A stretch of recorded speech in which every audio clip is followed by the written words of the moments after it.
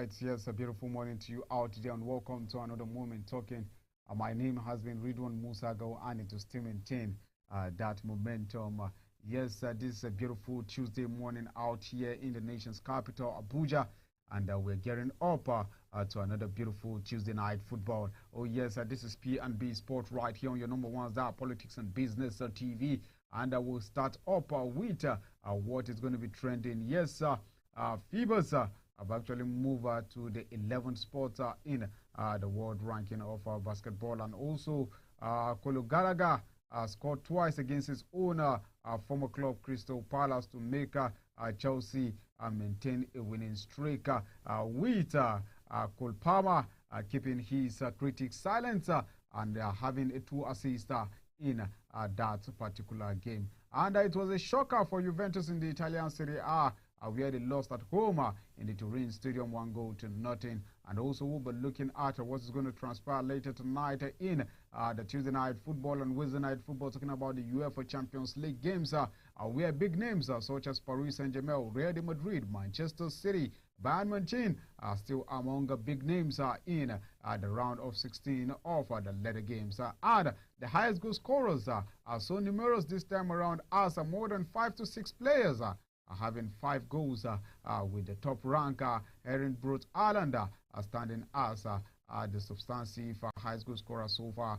Others follow suit with 5 goals apiece.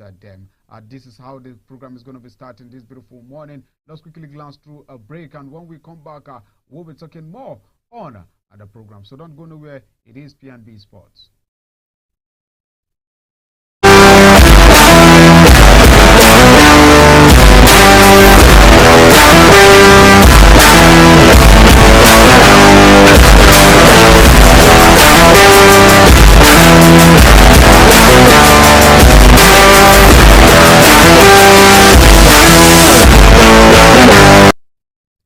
Yes, welcome back, and from that quick break now, snappy, let's go straight toward a basketball body, which we know as the Federation of International Basketball Association, FIBA, has confirmed the 12 qualified teams for the upcoming Paris 2024 Olympic Games. The final qualifiers tournament was concluded in Antwerp, Belgium last weekend, and 12 teams confirmed their qualification, including our own Nigerians. The Tigers were among the team that took part in the qualifying tournament, and they were able to confirm their qualifying ticket despite winning just one game.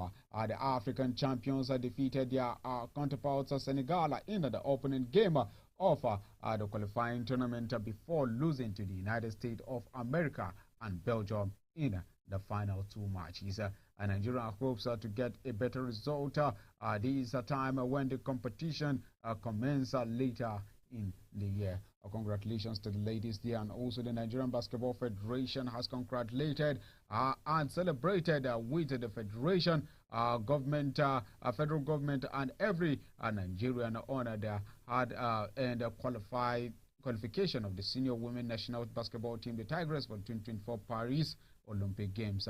In a release statement made available to pressmen, the NBBF, led by President Engineer Ahmadu Musa Kida, was full of praises to the Nigerian girls who braved all odds to pick the ticket at the expenses of perennial arch rivals Senegal as the qualification tournament ongoing in Antwerp, Belgium. It will be recorded that some of the challenges are faced by the federation in preparing the team of the tournament, including late release of players by their club sides, inability to have the full commitment of the team to train before the matches, late travel arrangement from their various destinations to the venue of the tournament in Antwerp, Belgium. And despite these challenges, the NBBF attributes to monumental achievement of the girls of their belief and trust in the leadership of the federation, as well as their self-determination, passion, and unbridled patriotism to make the country proud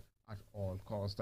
And the NBBF profound thanked the federal government, particularly the Honorable Minister of Sport, Senator John Eno Owana, for his unleashing support and determination to see that the team traveled to the qualifiers despite the financial challenges and that the ministry is actually facing. A lot of number of times financial issues comes to uphold in the MBBF, most especially when the administrators are not being or doing their needful to see that ladies or the Tigers are actually out to this competition with our international flight. The NBBF profoundly thanked the federal government, particularly the Honorable Minister, just like you listing, and following the outstanding performance of FIBA Olympic tournaments, Nigerian Tigers stars player talking about Ami Okonkwo has been named among the team tournament.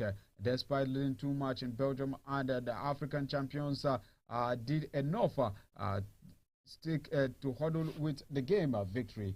The Tigers play a strong game to edge their counterpart from Senegal, and the FIBA released the list of top 5 players with Okonkwo featured prominently on the list. Others are Ima Mesan of Belgium, Renard Howard Nafisa of the United States of America, and Yassine Diop of Senegal.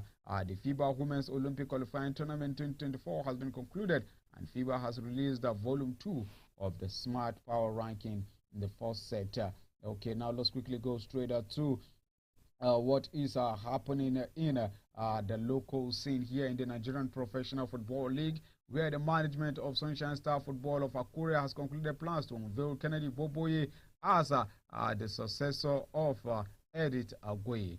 Boboye managed Sunshine Stars in 2015 after joining Abia Warriors, spending a season at Umahia, and the former Shark FC player has spells with Plateau United, Rainbow Stars, Akwa United, and also Heartland FC. Also, the 2013 AFCON winner Godfrey Obobwana will be unveiled as a new addition to the team squad. Obobwana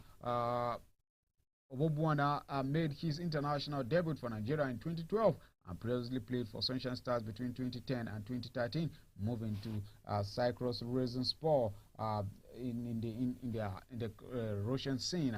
And he played for Al Ali of Saudi Arabia between 2017 and 2018 before joining Croatia's top flight HNG Gorica. But now the man is back to Sunshine Stars team, and he's been hopes of playing continues. Now let's gear up to what had happened in the African Cup of Nations. It is just 2 days off the African Cup of Nations exit, and Nigeria are going through a whole lot of issues. That's the Nigerian Super Eagles, starting from Alex Nwevi-Stroma in the cyberspace. We're seeing him been deleting all his Instagram's posts. And right now, the shocker is the head coach, Jose Pacero, contract as the coach of Nigerian senior national team has ended after the African Cup of Nations.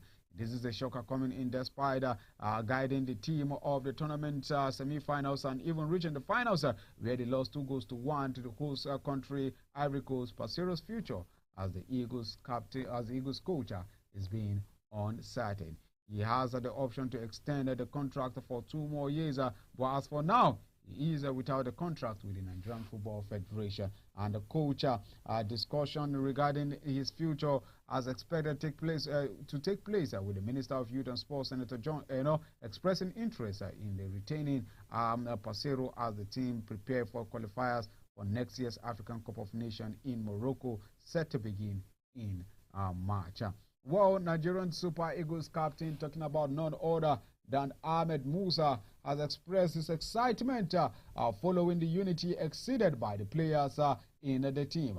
Despite a strong showing in the tournament, the Super Eagles suffered a 2-1 defeat at the Elephants of Ivory Coast's hands in the Sunday night football. And Ahmed Musa has come out to his social media platform to actually express gratitude to all Nigerian Super Eagles fans all over the world in supporting the team, and also cautioned the cyberspace bully of Alex Nwevi and other selected players in the team that is not patriotic. And he says, and I quote, if football is a unity, why did we do hypocrisy to go behind and castigate one of the players who have given all in the team? That is the man quoting from his poster in the Instagram platform there. Ahmed Musa, a man who from the beginning of the competition to the end of the competition didn't set his foot in a 90-minute game in the AFCON, but still yet was at the bench supporting the team to gear higher and also to soar higher. Now let's leave the shows. Let's quickly go for a quick break. And when we come back, we'll be moving straight to the European scene, where, like I told you, Chelsea triumph against Crystal Palace 3-1 to maintain the winning streak. And also Bayern Munich, Paris Saint-Germain, Real Madrid, and Manchester City among big names in the UEFA Champions League football night tonight. Tomorrow also, we'll be saying this in the round of 16. So don't go nowhere. We'll be right back and we'll continue from where we start.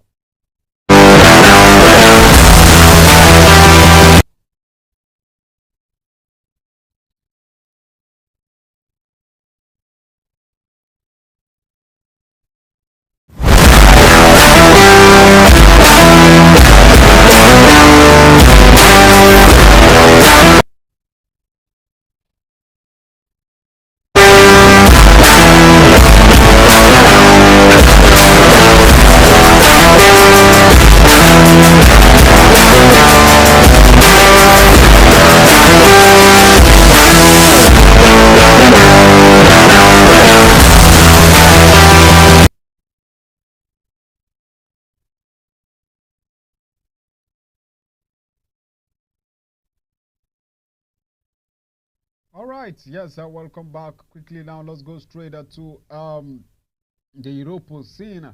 And don't forget it, Conor Gallagher was a former Crystal Palace player who was bought by Chelsea just a couple of seasons back.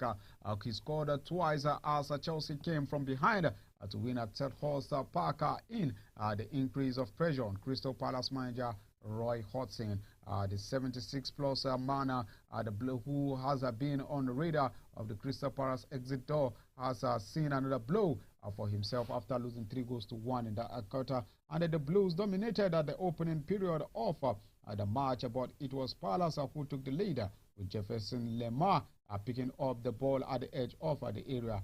While Mauricio Pochettino's side could not muster a shot until 45 minutes as Palace tried to frustrate their opponent and pick up the much-needed winner to widen the 5-point lead. But Chelsea continued their push with Gallagher scoring twice, an assist coming in from Endo Fernandez, making it 3 with 2 assists for Palmer. And also Paris Saint-Germain later tonight, they'll be slugging it out with in the UEFA Champions League games. But quickly, let's glance out to give you the result of matches that will be coming down. Crystal Palace, like I told you, in the English Premier League on Monday Night Football, went on to lose against Chelsea 3-1, and Juventus lost 1-0 against Udinese in the Italian Serie A on Monday Night Football. And La Liga, it was goalless draw between Almeria versus Atletico Bilbao. And later tonight in the Tuesday Night Football, we'll be seeing Copenhagen taking on Manchester City in the UEFA Champions League round of 16 first tie,